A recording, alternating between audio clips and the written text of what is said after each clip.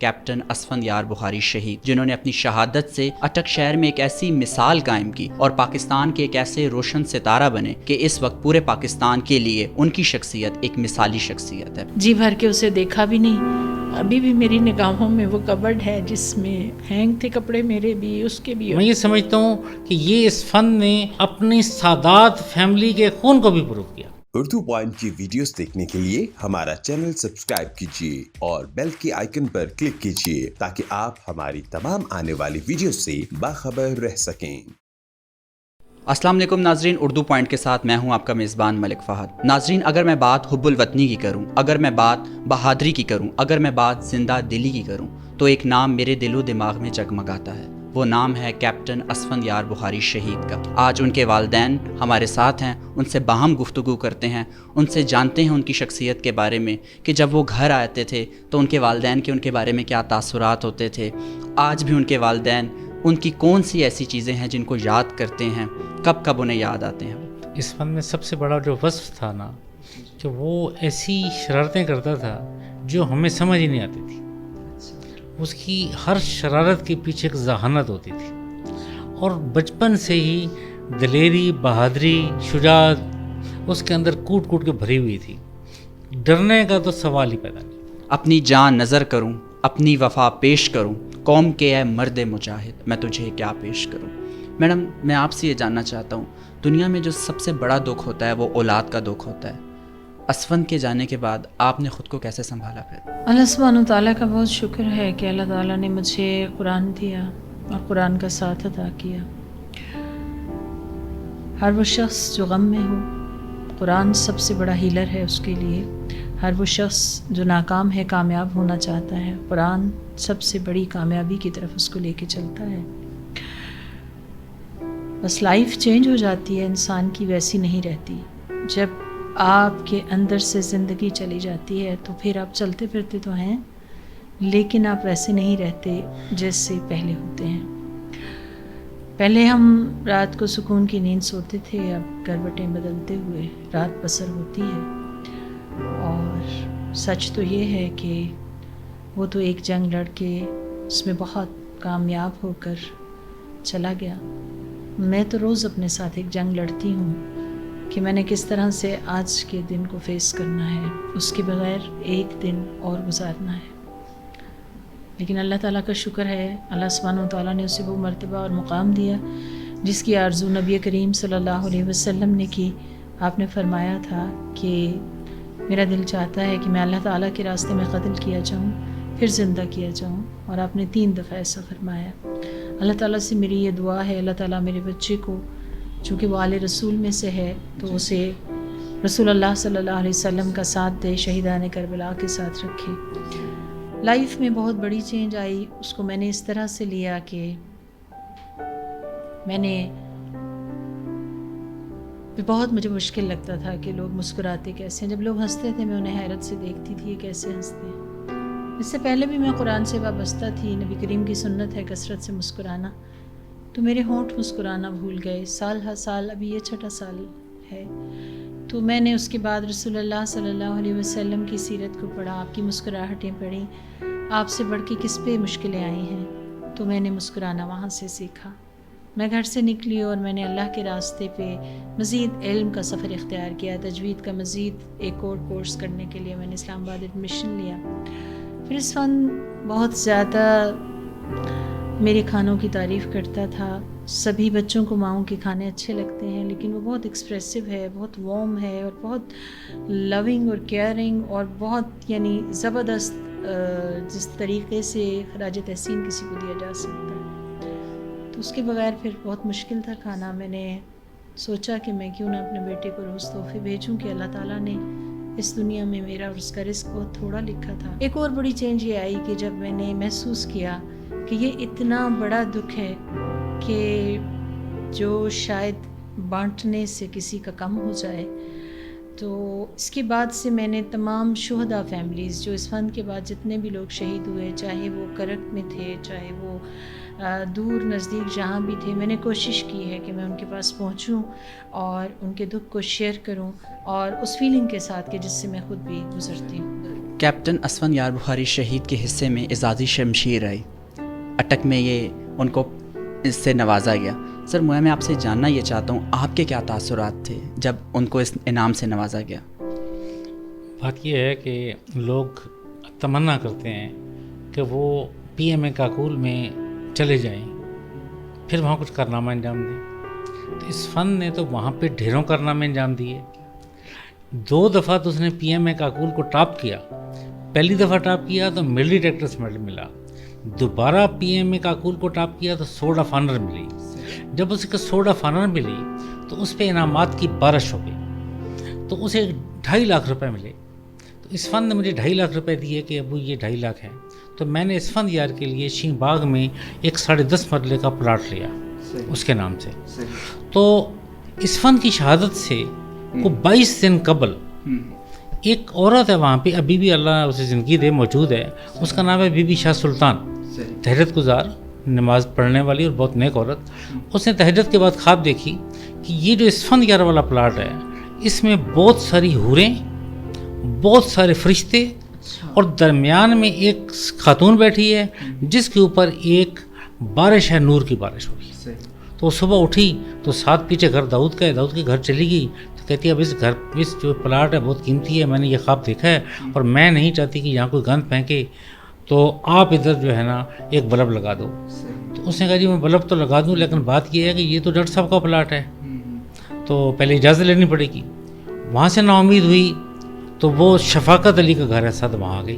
वो भी नाश्ता कर रहे थे सुबह सुबह। उन्हें आकर उसने कहा कि मैंने ऐसा ख्वाब देखा और मेरा ख्वाब सच्चा है। She was so confident. उसने कहा जी मेरा ख्वाब सच्चा है, ये जो ज़मीन है ना ये कोई बहुत पाकीज़ा ज़मीन है। लेकिन उसकी बात पे किसी ने एतबार नहीं किया। तो शफाकत ने कहा कि बल्ब यहाँ पे नहीं लग सकता क्योंकि डॉक्टर साहब ने कि इस प्लाट बेचना है। अब यकीन करें कि जब 22 दिन के बाद कप्तान इसफंद साहब की शहादत हुई और जब वो वहाँ उसमें आए, ऐन वस्त में इसफंद यार की आरामगाह है, तो उसने भरे मजमे में एक एक बंदे को बताया कि मैंने इनको पहले बताया था कि ये जगह पाकीज़ा है, मुझे भी समझ नहीं थी, आज समझ आई है। शहीद के आने से कि शहीद, हाँ अब देखें ये शहीद के आने से पहले उसने लोगों को बता दिया था कि यहाँ कुछ होने वाला है। एक चीज़ मैं आपसे और शेयर करूँगा जी जी, जो अक्सर लोग मुझसे पूछते हैं, कि डॉक्टर साहब जब इसफंद यार की बडबेर में ड्यूटी ही नहीं थी, वो तो G3 था पेशावर में, तो वो वहाँ क्यों गया, शहादत वाले मकाम पे क्यों किया वो, कैसे वो पहुँचा? तो मैं उन्हें एक बात करता हूँ कि इसफंद के अंदर हुसैनी कौन था? इसफंद 38 है फ्राम हज़रत अली। हमारे शजरा नसब में हज़रत अली नंबर 1 है, तो इसफंद 38 है। तो जब वहाँ पहुँचा इसफंद ब्रिगेडियर अनायत के साथ, तो वहाँ हालात ये थे कि 28 लोग शहीद हो गए, 29 जख्मी, कमांडर हसीफ जख्मी होकर जा चुका था। तो ब्रिगेडियर अनायत ने कहा कि जो सेकंड इन कमांड उसे के कमांड ले। तो यहाँ पे इसफंद आगे आया। अब देखें उसने अपने सादात के खून को प्रूव किया, उसने अपने इस्लाम की मोहब्बत को प्रूव किया, उसने अपने वतन की मोहब्बत को प्रूव किया। तो आगे आया तो उसने कहा सर ये कमांड मुझे दें, वरना एक बहुत बड़ा APS आ जाएगा। जब ये आगे जाएंगे, बहुत बंदे हैं, अभी पता ही नहीं कितने हैं ये दहशतगर्द, और ये बडबेर की कॉलोनी को सफ़े हस्ती से मिटा देंगे, हज़ारों लोग शहीद हो जाएंगे, तो कमांड मुझे दें और मैं इनको बतखें बनाऊंगा। अब आप देखें कि 6:20 पे इसफंद यार को कमांड मिली, 12 पंजाब, 15 बलोच, 2 QRF की। जब इसफंद अंदर गया तो वहाँ इसफंद ने जब पहले 2 मारे तो उसके एक दोस्त का फ़ोन आया, उसने कहा इसफंद किधर हो?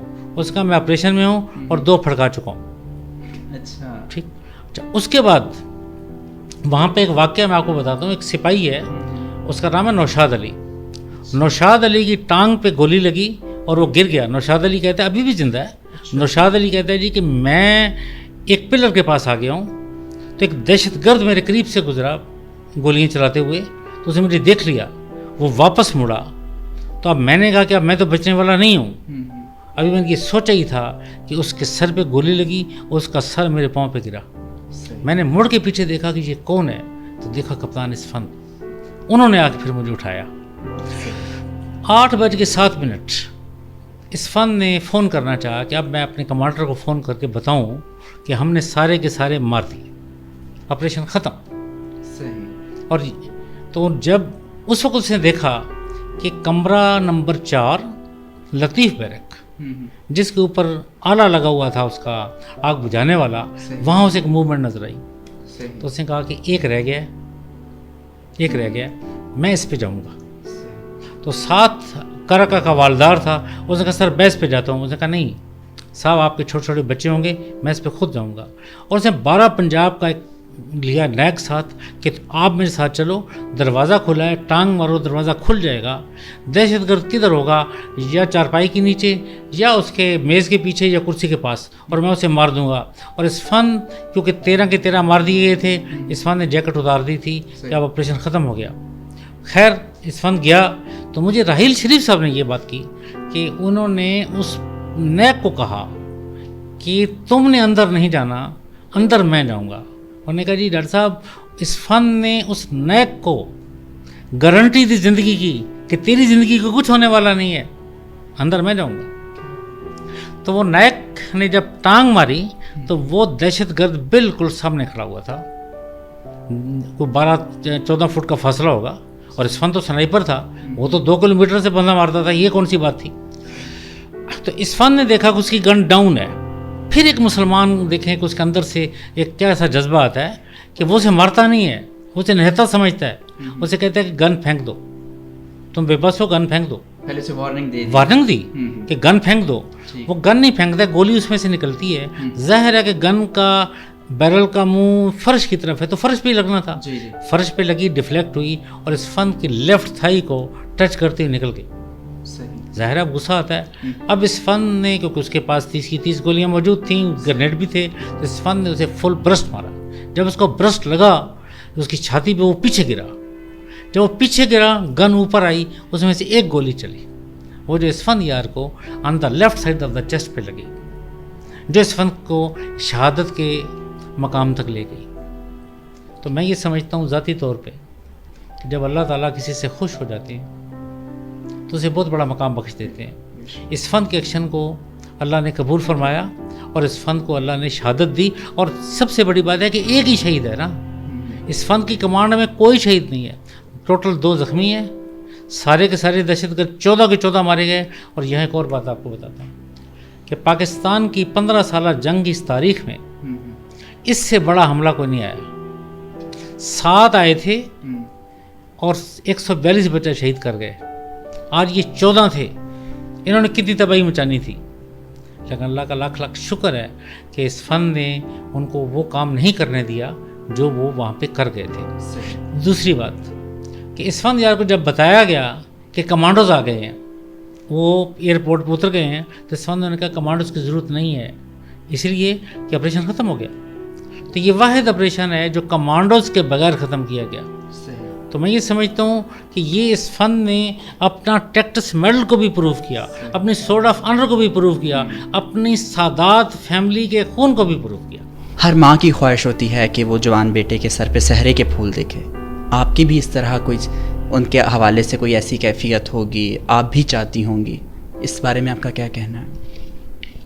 بس ہم اس کی شادی کا ہی پلان کر رہے تھے. جس دن اس کی شہادت ہوئی، اس سے پہلے جس دن آیا، جو اس کا آخری چکر گھر میں تھا، وہ جہاں پہ ہم نے اس کی شادی ڈیسائیڈ کی تھی، وہ لوگ آئے ہوئے تھے، ان سے ملنے کے لیے آیا. میں تو اس دن جی بھر کے اسے دیکھا بھی نہیں.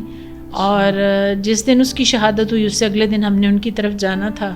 ابھی بھی میری نگاہوں میں وہ کبرڈ ہے جس میں ہینگ تھے کپڑے میرے بھی، اس کے بھی، اور وہ ڈھیر سارے گفٹ جو ہم نے اس بچی کے لیے لیے تھے وہ سب یہاں رہ گئے.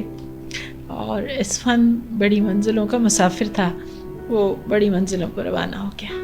ایک پیغام ان ماؤں کے لیے جو چاہتی ہیں ان کی اولاد کی پرورش ایک اچھے سانچے میں رہتے ہوئے ہو، ان کو آپ کیا پیغام دینا چاہیں گے؟ میں یہ چاہوں گی کہ تعلیم سے زیادہ تربیت پہ توجہ دیں، اور تربیت کے لیے ایک ہاتھ میں قرآن اور ایک میں سنت رکھیں. اگر آپ ایسا کریں گے تو انشاءاللہ تعالی بچے بہترین ہوں گے دنیا میں بھی اور آخرت میں بھی. اور بچوں کے رول ماڈل ان کے والدین ہوتے ہیں انیشلی، تو والدین کو چاہیے کہ وہ حق اور راستی کا راستہ اپنائیں اور ان کو ایسے رول ماڈل بن کے دکھائیں کہ تاکہ وہ اس راستے پہ چلنے میں نہ صرف فخر محسوس کریں بلکہ آسانی محسوس کریں. تو اللہ تعالیٰ سے دعا ہے کہ ہماری اولادوں کو ہمارے لیے دنیا اور آخرت میں عزت کا ذریعہ بنائے، خوشی کا ذریعہ بنائے، سکون کا ذریعہ بنائے. جس کے ہر قطرے میں خورشید گئی، جس کی ہر بوند میں ایک صبح نہیں، دور صبح درخشاں سے اندھیرا ہوگا، رات کٹ جائے گی گل رنگ سویرا ہوگا. اردو پوائنٹ کے ساتھ مجھے دیجیے اجازت، آپ لوگوں سے پھر ملاقات ہوگی نیکسٹ ویڈیو میں. تب تک کے لیے اللہ حافظ.